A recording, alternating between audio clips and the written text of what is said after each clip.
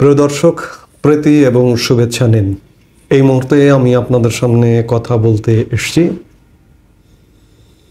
বাংলাদেশের গণমাধ্যম অন্তর্বর্তীকালীন সরকারের সময়ে কেন নির্মোহভাবে দায়িত্ব পালন করতে পারছে না এই প্রসঙ্গটি নিয়ে। কিভাবে দায়িত্ব পালন করবে তার আগে আপনাদের কাছে একটু প্রশ্ন করি। আমরা সবাই অভিযোগ করি যে বাংলাদেশের গণমাধ্যম সঠিক সংবাদ দেয় না। আপনি সবাই আমরা বলে থাকি বিটিভি হয়ে গেছে।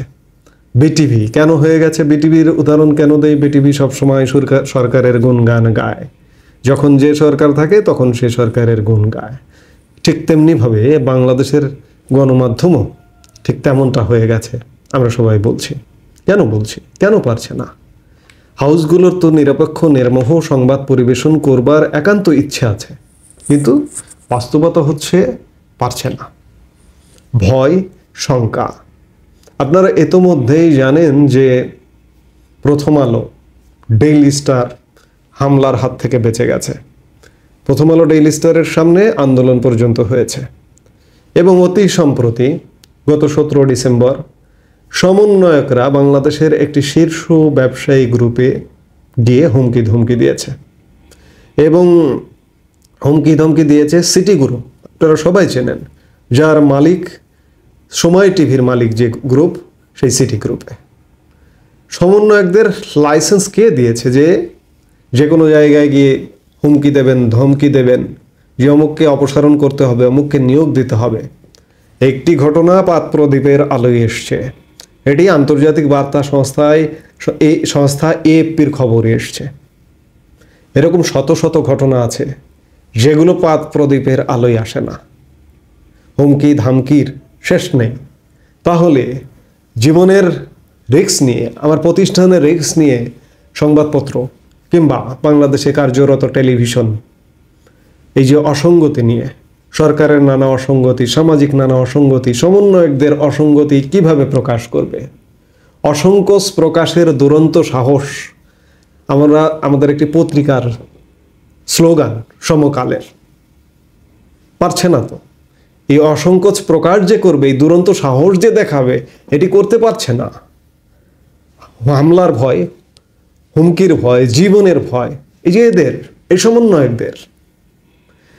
এপি যখন এই খবরটি প্রকাশ করেছে, সেই খবর প্রকাশের পরে সমন্বয়ক হাসনাত আব্দুল্লাহ তার ফেসবুকে স্ট্যাটাস দিয়ে বলেছেন যে না, এই খবরের কোনো সত্যতা নেই, আমরা এ ধরনের ঘটনা ঘটাইনি বা কাউকে চাপ প্রয়োগ করিনি।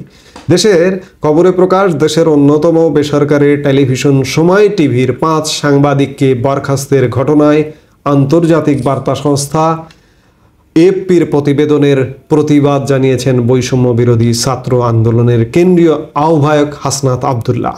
তিনি বলেন, এএফপির প্রকাশিত প্রতিবেদনের কোনো সত্যতা নেই। বুধবার সন্ধ্যায় সামাজিক যোগাযোগ মাধ্যম ফেসবুকে এ সংক্রান্ত একটি স্ট্যাটাস দেন। হাসনাত আব্দুল্লাহ বলেন, মঙ্গলবার বার্তা সংস্থা এএফপি সময় টিভিতে বেশ কিছু সাংবাদিককে বরখাস্তের কথা জানিয়েছে। দুর্ভাগ্যবশত এটিকে এমনভাবে চিত্রিত করেছে বৈষম্য বিরোধী ছাত্র আন্দোলন। টিভি স্টেশনের মালিক সিটি গ্রুপকে সাংবাদিকদের বরখাস্ত করতে বাধ্য করেছে। তবে বাস্তবতা হলো এতে ঘটনার কোনো সত্যতা নেই। আমরা কিভাবে বিশ্বাস করবো এতে ঘটনার কোনো সত্যতা নেই? আপনারা তো সিটি গ্রুপের অফিসে গিয়েছিলেন, কি উদ্দেশ্যে গিয়েছিলেন, কি কারণে গিয়েছিলেন? বরখাস্ত করতে, নাকি অন্য কোনো নেপথ্য উদ্দেশ্য আছে? হাসনাত আব্দুল্লাহ আরও বলেন, জুলাই আগস্টের অভ্যুত্থানে সময় টিভির সাংবাদিকতার বিষয়ে শান্তিপূর্ণ প্রতিবাদের অংশ হিসেবে আমরা সম্প্রতি সিটি গ্রুপের অফিসে গিয়েছিলাম। এ সময় সাবেক প্রধানমন্ত্রী শেখ হাসিনার নিরাপত্তা বাহিনীর হাতে শত শত শিক্ষার্থী সহ প্রায় 2000 মানুষ নিহত হয়েছেন। আমাদের শান্তিপূর্ণ এ বিক্ষোভে প্রকাশ্য দেবালকে গুলি করে হত্যা করা হয়। এ সময়ে অনেক টিভি, সংবাদপত্র, ওয়েবসাইট সাংবাদিকতার ন্যূনতম নৈতিকতা প্রদর্শন করতে ব্যর্থ হয়েছে। তারা ছাত্র এবং আন্দোলনকারীদের সন্ত্রাসী এবং দুষ্কৃতকারী ও ইসলামী চরমপন্থী হিসেবে উল্লেখ করেছে। এভাবে করে তারা শেখ হাসিনার নৃশংস হত্যাকাণ্ডের ব্যাপক সমর্থন ও বৈধতা দিয়েছে। হাসনাত বলেন, সময় টিভি এই প্রচেষ্টায় প্রধান ভূমিকা নিয়েছে।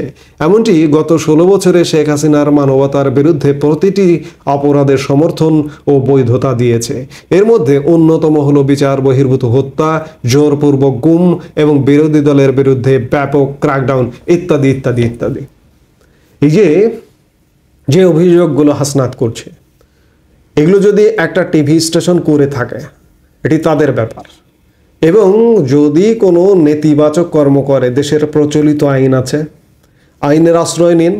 তাই বলে ফাইন্যান্সার সিটি গ্রুপের অফিসে গিয়ে হুমকি দেওয়া, এটি কতটি যুক্তিযুক্ত? বাংলাদেশের সংবাদ মাধ্যম, গণমাধ্যম নিয়ে এমনি তলানিতে অবস্থান বিশ্বে। 100 রিপোর্টার উইদাউট বর্ডার্স, তাদের একটি তথ্য মতে 180টি দেশের মধ্যে বাংলাদেশের অবস্থান 165তম। সেই জায়গায় আজকে যে সরাসরি সমন্বয়করা একটি ফাইন্যান্সার গ্রুপের অফিসে গিয়ে হুমকি দিচ্ছে, ধমকি দিচ্ছে বা বলছে যে আপনার টিভি এই করে, এই বলবার লাইসেন্স আপনাদেরকে কে দিয়েছে? আপনাদের কারণে আজকে বাংলাদেশ পৃথিবী থেকে বিচ্ছিন্ন এবং বাংলাদেশের সংবাদপত্র, সংবাদ মাধ্যম, টেলিভিশন মন গড়া নিউজ করতে বাধ্য হচ্ছে। বাংলাদেশকে বিশাল হাইলাইট, বাংলাদেশ ঠিক আছে, স্বাভাবিক আছে, এগুলো বলতে বাধ্য হচ্ছে। এতে করে পৃথিবী থেকে ক্রমেই বাংলাদেশ বিচ্ছিন্ন হয়ে যাচ্ছে। কারণ সংবাদপত্র হচ্ছে, টেলিভিশন হচ্ছে আয়না, যে আয়নায় মুখ দেখলে সেই দেশের চেহারাটি প্রতিফলিত হয়। কিন্তু বাংলাদেশের গণমাধ্যম সেই দায়িত্ব পালন করতে পারছে না। কেন পারছে না? আজকে 53 বছরের ইতিহাসে এমন ঘটনা ঘটেনি। আজকে যদি আমরা সামরিক শাসক যারা ছিল, জিয়াউর রহমান, হুসেইন মোহাম্মদ এরশাদ কিংবা বেগম খালেদা জিয়া এবং শেখ হাসিনার আমল, 20.5 বছরের যে আমল, সেই আমলে এমনটা ঘটেনি। আজকে যেটি ঘটছে গণমাধ্যমের সাথে, সংবাদপত্রের সাথে, এটি কেন? এই যদি অবস্থা হয়, বিশ্ববাসী আপনারাই বলুন যে বাংলাদেশের গণমাধ্যম কি সংবাদ প্রকাশ করতে পারবে? পারবে না। এটি একটি প্রকাশ্যে সিটি গ্রুপের অফিসে গিয়ে এক প্রকার হুমকি ধমকি। কেন আপনারা প্রতিবাদ করতে যাবেন? কেন সব কিছু নিয়ে প্রতিবাদ চলে? প্রতিবাদ করে দেশের সর্বোচ্চ আদালতকে অবমাননা করেন, প্রধান বিচারপতিকে অপসারণ করেন। দেখুন, এগুলো সব কিছুর বিচার হবে একদিন। আজকে ভাবছেন যে আমরা বিরাট কিছু, আকাশে উড়ে বেড়াতে পারি। আপনারা নিয়মতান্ত্রিকভাবে, সুন্দরভাবে কোনো কিছুই করছেন না। আজকে বাংলাদেশের মানুষ কিন্তু বুঝে গেছে, বাংলাদেশের মানুষ ফুঁসে উঠছে। আপনারা ক্ষমতার বলয়ে আছেন, তাই না? যার কারণে কিছুই বুঝতে পারছেন না। সামনে ভবিষ্যতে আওয়ামী লীগের যে অবস্থা হয়েছে, আওয়ামী লীগ আকস্মিক পতন বুঝতেও পারেনি এবং আওয়ামী লীগের নেতা কর্মী সব ভয়াবহ সংকটে আছে। আপনাদের কিন্তু আরও ভয়াবহ সংকট তৈরি হবে। কাজেই এসব কাজ করছেন, এগুলো ভালো হচ্ছে না। দেশের স্বার্থে এগুলো ভালো হচ্ছে না। আপনারা কি দেশের স্বার্থ দেখতে এসছেন নাকি অন্য কারো স্বার্থ? সেটি কিন্তু বড় প্রশ্ন। কাজেই দেশ যেহেতু একটি অন্তর্বর্তীকালীন সরকার চালাচ্ছে, আপনাদেরও এই সরকারকে সহযোগিতা করা উচিত। সব কিছু যেন স্বাভাবিকভাবে চলে, নিয়মের মধ্যে চলে, নীতির মধ্যে চলে। কিন্তু আপনারা সরকারি, আপনারা বলতে গেলে বলা যায় সরকারেরই অংশ, কারণ আপনাদের একটি অংশ সরকারেও আছে, উপদেষ্টা পরিষদে আছে। এর দায় তো সমন্বয়কদের আপনাদেরও নিতে হবে। এর দায়, এর ঋণ কিভাবে শোধ করবেন? শোধ করার কোনো উপায় পাবেন না। আর কিছু বলবার নেই। এই মুহূর্তে এ পর্যন্তই। সবাই ভালো থাকুন, সুস্থ থাকুন। আমাদের ভিডিওগুলো নিয়মিত পেতে সাবস্ক্রাইব করুন Sajjad Kadir and the legends YouTube channel এবং লাইক, কমেন্ট, শেয়ার করে সাথে থাকুন।